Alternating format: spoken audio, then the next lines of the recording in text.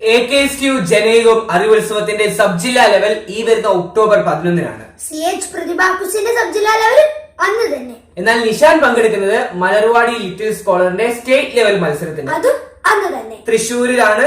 ഈ വരുന്ന ഒക്ടോബർ 11-ന് തന്നെ ഈ ഒരു നടപടി 3 പ്രധാനപ്പെട്ട ക്വിസിൽ പങ്കെടുക്കുന്ന കുട്ടികളെല്ലാം ഏറെ പ്രാധാന്യത്തോടെ കാണുന്ന 3 മത്സരങ്ങൾ ഒരൊറ്റ ദിവസം തന്നെ.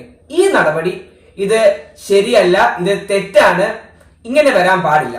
കാരണം ഒരു അധ്യയന വർഷം തുടങ്ങുമ്പോൾ തന്നെ എല്ലാ കുട്ടികളും ക്വിസിൽ പങ്കെടുക്കുന്ന എല്ലാ കുട്ടികളും പഠിച്ചു തുടങ്ങുന്ന ക്വിസുകളാണ് ഈ 3 ഏറെ പ്രാധാന്യമുള്ള 3 ക്വിസുകളാണ്. ഇതിലൊക്കെ എങ്ങനെയാണെന്ന് വെച്ചാൽ നമ്മൾ ക്വിസിലേക്ക് വരുന്നവർക്ക് അറിയാം, ഒരു തവണ നമ്മൾ സ്കൂൾ ലെവലിൽ തോക്കുകയാണെങ്കിൽ അടുത്ത തവണ സബ് ജില്ല വരെ എത്തണം. സബ് ജില്ലയിൽ എങ്ങാനും തോക്കുകയാണെങ്കിൽ അടുത്ത തവണ ഇവിടെ ഇതും കഴിഞ്ഞ് ജില്ല വരെ എത്തണം എന്ന ചിന്ത. അത് കഴിഞ്ഞ് സ്റ്റേറ്റിൽ എത്തണം, സ്റ്റേറ്റിൽ വിൻ ചെയ്യണം. ഈ രീതിയിൽ ചിന്തിക്കുന്നവരാണ് നാം ഓരോരുത്തരും. അതുകൊണ്ടാണ് ഏറെ ആവേശത്തോടെ ഇത്ര പ്രാധാന്യത്തോടെ ഈ ക്വിസിനൊക്കെ വേണ്ടി പഠിക്കുന്നത്. പക്ഷെ ഇതിന്റെ സംഘാടകർക്ക് നമ്മൾ കുട്ടികളിൽ അത്രയും ആവേശമില്ല. അവർക്ക് ഈ മത്സരം എങ്ങനെയെങ്കിലും ഒന്ന് നടത്തിയാൽ മതി എന്ന ചിന്ത മാത്രമാണ്. നമുക്ക് ഓരോ ക്വിസ് മത്സരത്തിന് പോകുമ്പോൾ നമ്മുടെ കൂട്ടുകാരെയൊക്കെ കണ്ട് ഒന്ന് പരിചയപ്പെട്ട് ഒന്ന് നന്നായിട്ട് മത്സരിക്കാനൊക്കെ പറ്റണം.